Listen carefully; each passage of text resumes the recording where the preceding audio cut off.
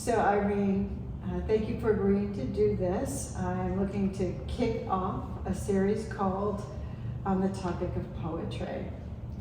And this would be an addition to the YouTube channel videos that we've been putting up here at the gallery every Sunday for now, I don't know, about 4 months. So we have a growing catalog of online videos that have to do with poetry and the arts and music, so a variety of things. And this is a chance to do a poetry-focused program. So we met digitally originally, and then eventually through a mutual friend of ours. She was coming to a writing program of mine at the library, and she's been a longtime friend of yours. And then we hadn't met in person yet, but Lee ended up introducing us face to face. Mm-hmm. So, and I, even when we were in each other's company in the digital forum, I remember when you joined the President's Workshop, and I was from the beginning very impressed with your feedback, very impressed with your insights, and very impressed with your poetry. You have a very strong voice. And the interesting thing is, and I know we've talked quite a bit since getting to know each other and being in each other's lives. So I've learned that you're very disciplined, that you work on your poems very diligently over the long haul, which is why when you present them, they are so meticulous and precise and so well crafted. And we have another mutual friend, Bill Moorhead. Yeah.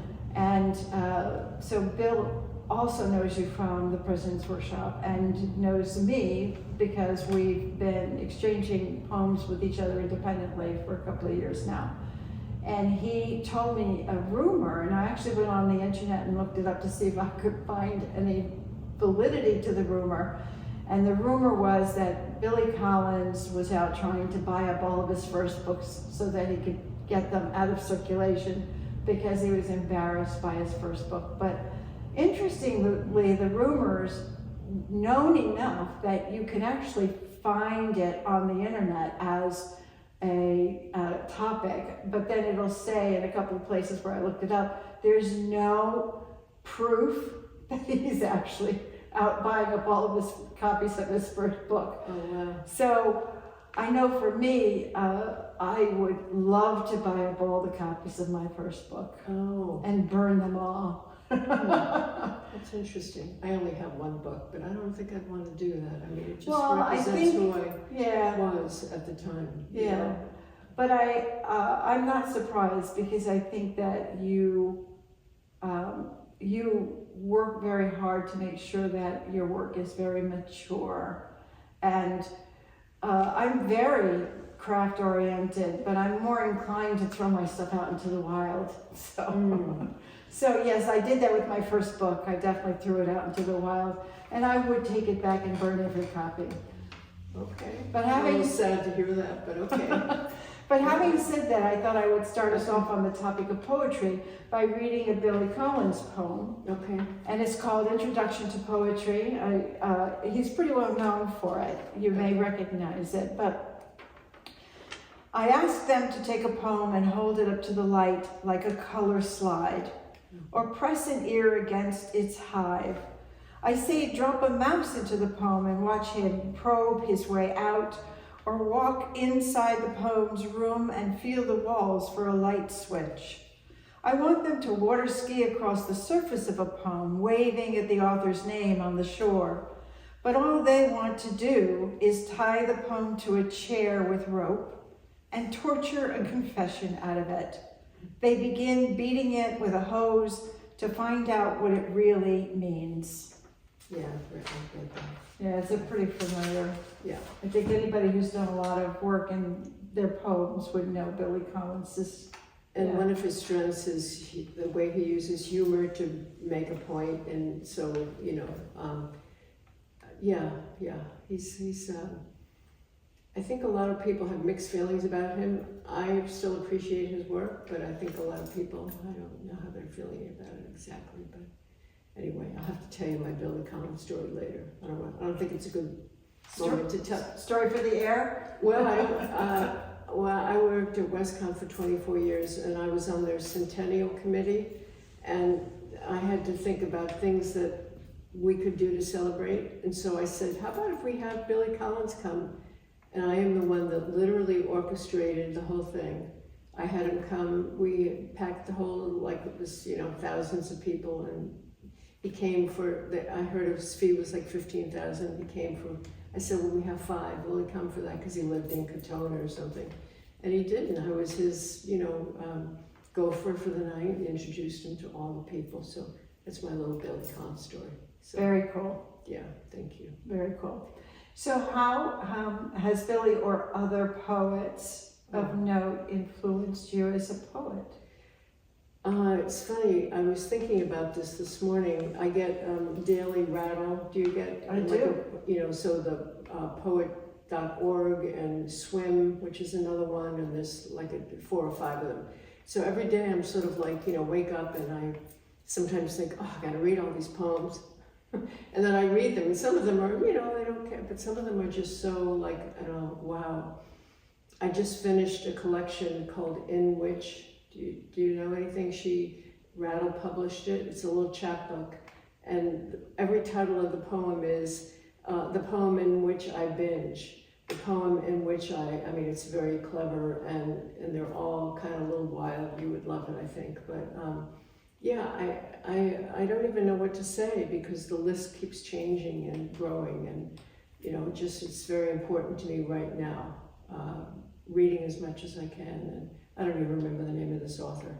Go to Rattle and look up In Which, and you'll find out who it is. But yeah, I like that perspective.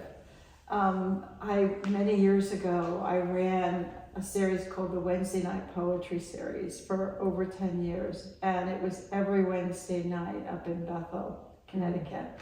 And after about 5 or 6 years, it became the longest running weekly poetry series in the history of Connecticut. I wish I had known about it. Yeah. I would have come. Yeah, it would have been great to meet you sooner.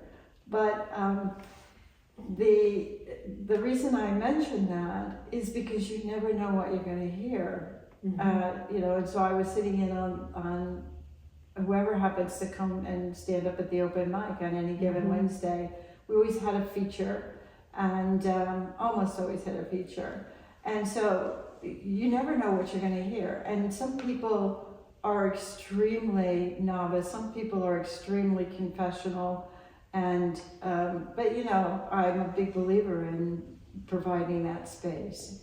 And inclusiveness. Can I give you a little plug? I was talking to Chris yesterday, Chris, the woman that came to the featured, what is it called? Poetry and Music. Thank you. Poetry and Music. Yes, and she's going to co-feature with you in July. She is. And she said to the group at large, because I said, I'm not going to be here in April, and you have to come because Barb and, whatever his name is going to be reading. And she said, Charles Rafferty. That's right. And I'm so unhappy I'm going to miss that. But she said, what a great night. Or afternoon. She said, loved the music, and people just getting up, and so she was very impressed with the space and with the whole, and she loved the featured readers, and then also Lee and I had dinner with Lee yesterday, and she said, I love Faith's Sunday Rights. She said, I just get so much from it, and so I will be here this Sunday again, because it is fantastic. What a great opportunity to just come and get your prompts and just write among other writers.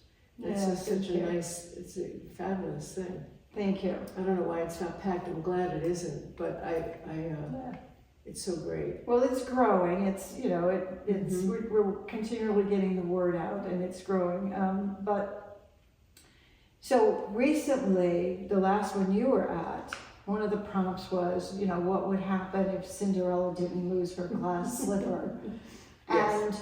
And both you and Claire wrote fabulous responses to that prompt. Fun. It was fun. Mm-hmm. And so it spurred the idea of doing a little chapbook collection I of love that. Cinderella alternate stories. Mhm. So that's a project that we'll kick off at some point this year. But how about if we do a little poetry? And I'm going to ask Sure. you to read a poem of yours. Sure, I'd love to. This is something that was published in the Comstock Review. It's called 5 Days.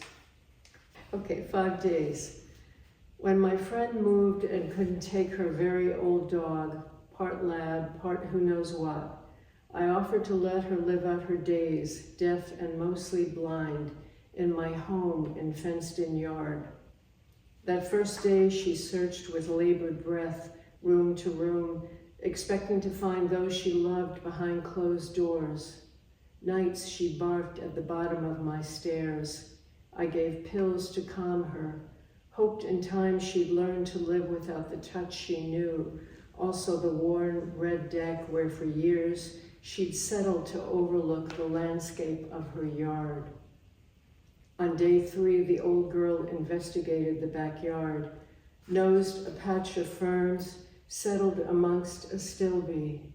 Evenings, I filled the hollow of her dinner bowl, sent pictures of her eating to my friend. Visitors admired the sleeping dog, who now just wanted to not be alone. When she attempted, then fell on the steps, I wiped her dark tears that stained white fur. On day 4, she followed room to room, accepting I was the only one left to her. Nights she barked, and when I couldn't calm her, I called my friend who came and leashed her one last time.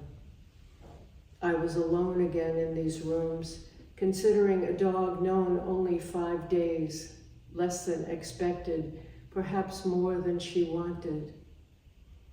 Who will choose for me when I rise on shaky legs? Will I remain in place, lean into another's warmth as she did when I toweled off her belly and feet?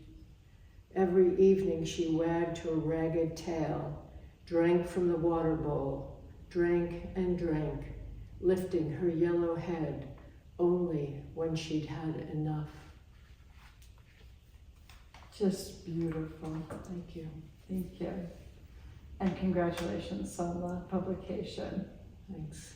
So do you spend time submitting your work around? Because it's time consuming. Yeah, it is. And I probably don't spend as much time because I work still full-time as a therapist. And but so I much prefer just the writing. But I do want to, I have a chapbook that's going around, and I just got another rejection. But we do this. So I try to devote some of my time to the business of getting my work out there, but I much rather write or rewrite. I'm in the same boat as you. Yeah.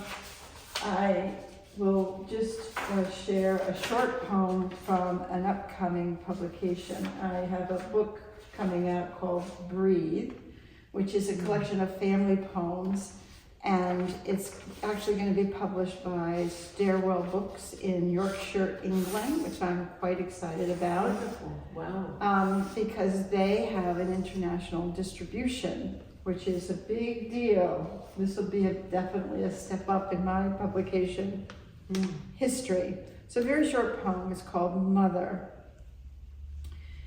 We gather wild raspberries in late afternoon, your hands always ready to receive. Where the brook widens, water pools cool against the bank. How, after all these years, have we come to stand on the same side? So, what's the sort of the focus of your chapbook that you're sending around at the moment? It's about the work that I do as a psychotherapist, and the sort of, actually working on some essays too, but the intersection of, I brought one of the poems here, I could read it. Please do. And hopefully, because I've had second place, I've had almost but no cigar kind of a thing, so I'm hoping one day soon. This is called The Antidote to Addiction. Its connection emphasizes the physician as I pause my late night virtual training, forage the fridge for some apple and cheese. Through the window, I glimpse the sky and outside in bathrobe, slippers, snap a picture of a night, a scattering of stars and a full moon. Before sleep, I post the image to Facebook. Next morning, someone I haven't seen in years likes my night. In our 20s, she and I would finish our restaurant shift, sit drinking Chardonnay. Less lived in our bones back then. She barely mentioned her college rape, how she dropped out after. Instead, we vowed to see Italy, live on pasta and wine. But I started college. I heard she went to rehab. The night she messaged on Facebook, she was gray-haired, sober 32 years, smiling in her profile picture. I barely recognized the woman with the grandchild on her lap. Still she remembered, asked, "Did you ever see Italy?" Right, just lovely. Thank you. Love it. Thank you. Yeah. So when did you first come to poetry? Well, late. I've done everything late. I was in an English class, and Courtney Davis, my friend Courtney, got up to read a poem, and I thought, I want to do that. I don't know how she did that, but I want to do that. So I just started working, and I was talking to a friend the other day about this. I've stopped over the years, you know, like 7 years when I was trained to become a therapist, I didn't write anything. And because it takes a lot of bandwidth to, you know, be thinking about this. And but so it's been on and off my life. You know, some of these poems are old, but I've been steadily writing for the last 5 years, and in the last year, much more interested, I think, because time is going, you know, it's very important to me now, so, and I just love it. I mean, it's like this other language we get to speak. Exactly. And talk with other people when I get together here with either your monthly poetry things or on the Sunday Rites. It's fabulous. It's just, you know, it's like there's my people, you know. Right. So interesting that you would mention Courtney's name. Mm-hmm. So I've known Courtney for a long time as well, but our paths never crossed, which seems to happen sometimes, right? That Courtney knew me, Courtney knows you for many, many years, decades. 40-something years. Well, I just had an email from her yesterday. So I just invited her to do one of these on the topic of poetry interviews. Wonderful. Yeah. And another one that I don't know if you know Polly Brody, who's local. I do. I came and she read. Yes. She was a featured reader. Yes. So I was here for that. Yeah, yes. She's wonderful. She is, and so she's in her 80s and just amazing. She's an amazing poet. And she's been invited to also do one of these on the topic of poetry. Mm-hmm. So we're gonna have I'll have to get some men on the list. I think to me this is something that keeps me like vital. You know, it's a different way of using my brain than I do at work, which I have to use my brain like you do, you know, but this is like a totally different other skill set that I've just been, you know, excited to use. So it's just, and it's art. The goal is creating art. Like, you know, sitting here, every time I walk in here, I'm so aware of the beauty, the surrounding beauty that you provide for the community and for the people that come here. So thank you. So meaningful. Thank you.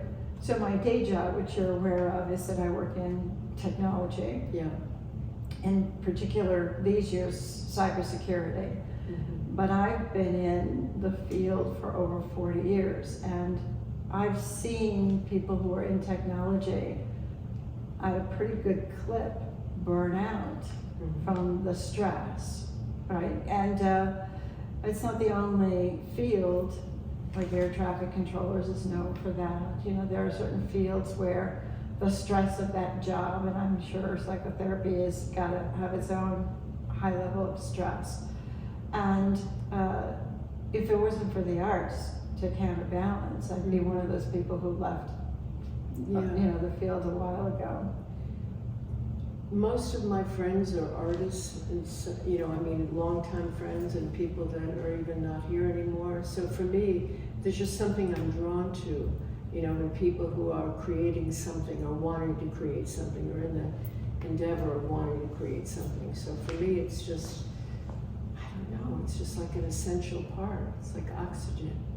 And I think you point to something that I believe, and that is that the act of creation is part of the human experience, right? That, I don't think that we're fully realized if we're not creating, and that the people who aren't creating are stifled.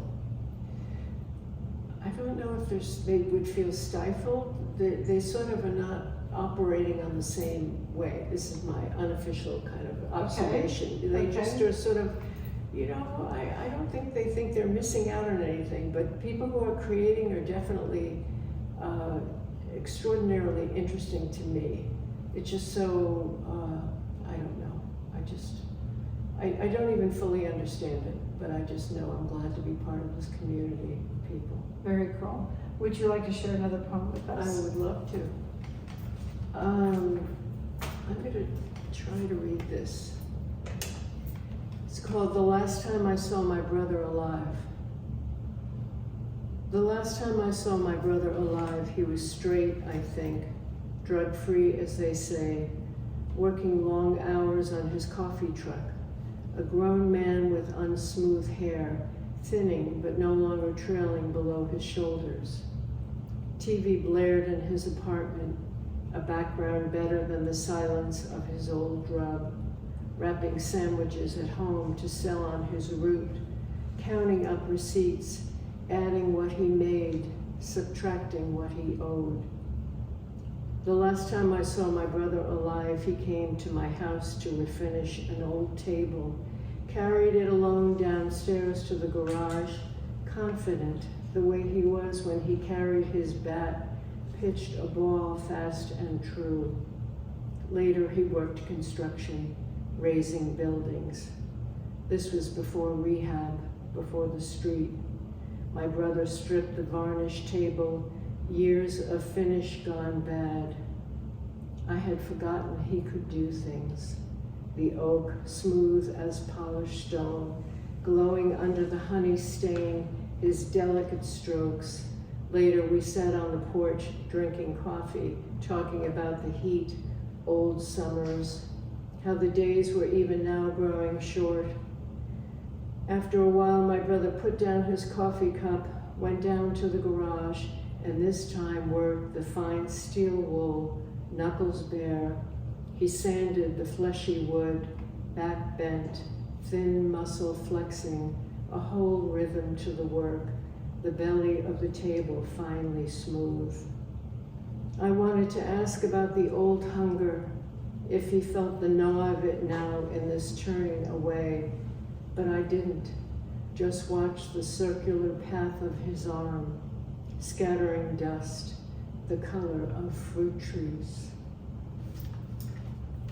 Gorgeous. It's hard for me to read that. So, and I have a whole series of poems about a brother that I lost as well. And so there's a hard truth in the poems, but there's also a beauty, right? There's also an acknowledgement and a celebration for the love in that relationship. Yeah. And, poetry or art is a way to constantly remind ourselves in the world, about that beauty, even in the darkness. I think I said once in one of our Sunday sessions that I remember learning, somebody told me, and it just really resonated, poetry is recollecting emotion and tranquility. So, Nice. We can't do that. We can't create something that's, even difficult unless we can be from a distance, a little bit of a, but I also wanted to honor my brother, and just the whole thing is sort of, how do we do that, Mm-hmm. It's a challenge, but I like it, you know. Well, it's a challenge because there's dark truths. You can't just, you can't just say, that it was, what's the word I'm looking for? The relationship I know with my brother was extremely important, one of the most important in my life, and somebody that I loved dearly. And, and I still miss him, and it's been over 20 years, and I still miss him all the time. And I still occasionally write about the loss. And yes, there's a darkness to it, but there's, that darkness wouldn't exist if he wasn't so important in my life. I know. Yeah. So, I had pulled out a few things to read, but I'm only going to read one more. Okay. And then I'm going to ask you to read another one, and then we'll put in some final comments about the topic of poetry. So as the Poet Laureate of Southbury, I get asked to write commemorative poems for occasions for the town. And last year, Southbury celebrated 350 years, and I was asked by Kevin Billmeyer, the head of the Southbury Economic Development Committee, to write a poem in honor of the 350th anniversary of Southbury. So this is the poem for that occasion, and it's called The Anniversary. It isn't that we forget readily, though we do, and often, distracted by everyday comings and goings, and the date that date comes and goes, a birthday, a husband's death, a friend's, a decades-old anniversary of one sort or another, a celebrated journey taken by 15 families, this is how Southbury got started, who'd come by river to take refuge beneath a white oak, considered by some a symbol of peace, a symbol of serenity, of rebirth. It can be difficult to remember even when it is personal. Was it a Tuesday? Was it a Wednesday? That day a fire left your heirlooms in ashes.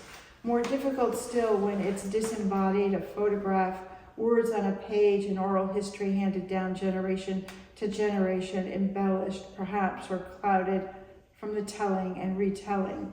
Ritual, the one true alchemy that binds us one to another, to our history, reminds us where we have been, gives voice to our ancestral strivings, their sacrifices, their victories, losses, reminds us how the guideposts of our future were laid, intended or not, a future they could not have imagined, molded over the centuries, a place that honors them, the Pudatuck that welcomed the newcomers and those who came seeking a fresh start, a place that today cradles us, their legacy.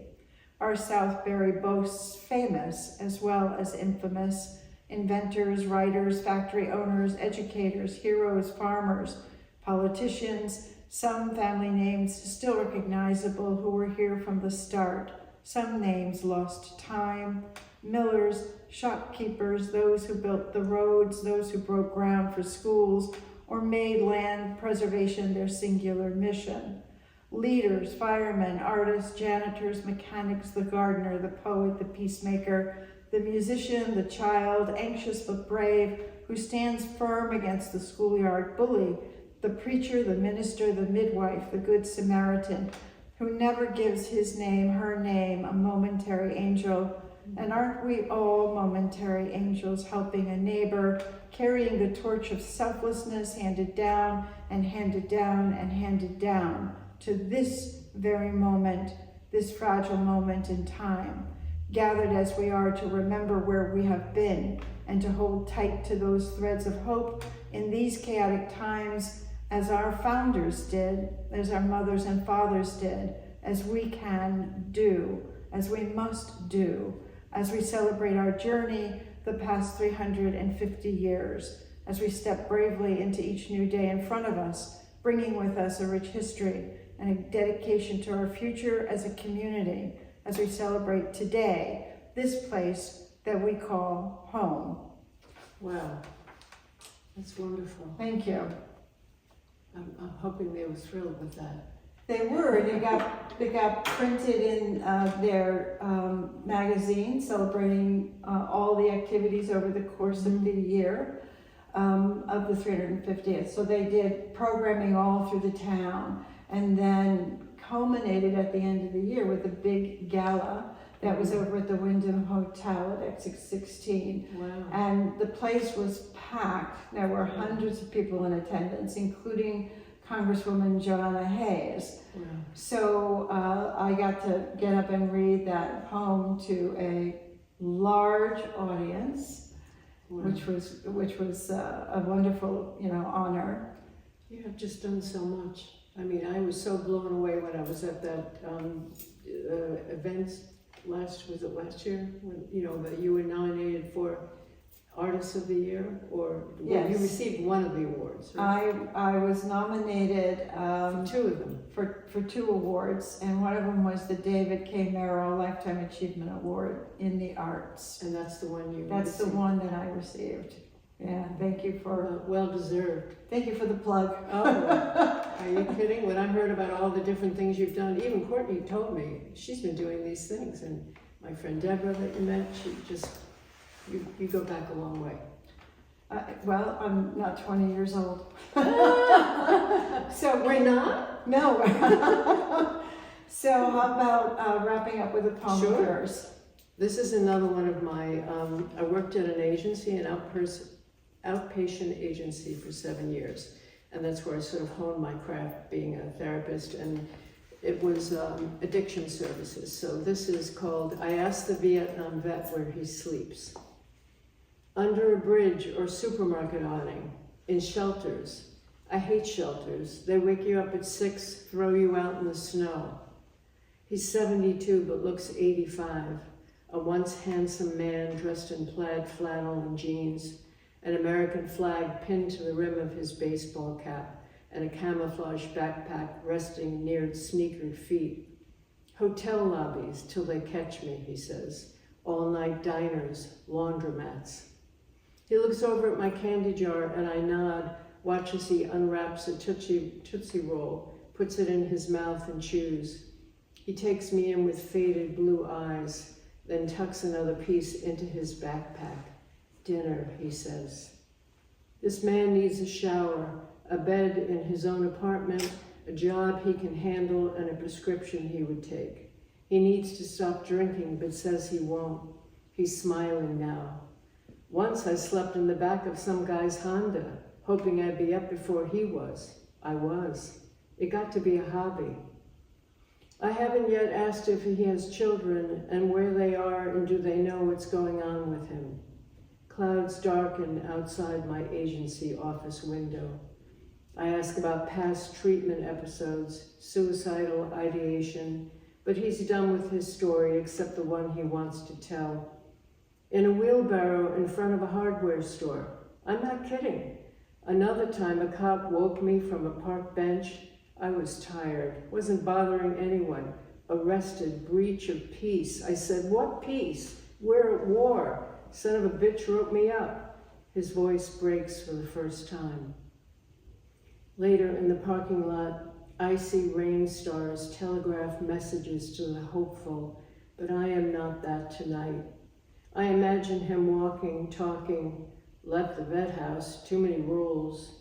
Or maybe instead he tucked his body into a narrow niche in the side of this cold building. I consider getting out, finding him to bring him back to my house to share warm leftover chicken and potatoes. Perhaps I'd get him to call his kids. I'd insist he take a shower and would wash his clothes and make up the couch to let him rest. I sit for a while, then headlights flooding wet blacktop. I drive off home. Wow. So on the topic of poetry, one of the reasons that I love it and I think it's important is because poets can give voice to things that need to be given voice to. And we all have a story, but how expertly the story is told is how we change people's perspective of things. Yeah. I think also people, from my perspective, because I work in this field, the mental health field, people who are addicted in the mental health, people just don't understand what it's like. Nobody wakes up and says, I'm going to become an alcoholic, or I'm going to become bipolar, or whatever. So that's one of the things that I feel kind of like a mission to. It's one of the reasons this is so important to me. I love doing it through poetry. I love doing it this way. Well, you have a view into the dark side of the world, as part of your job to help people, stand at least one foot in the light.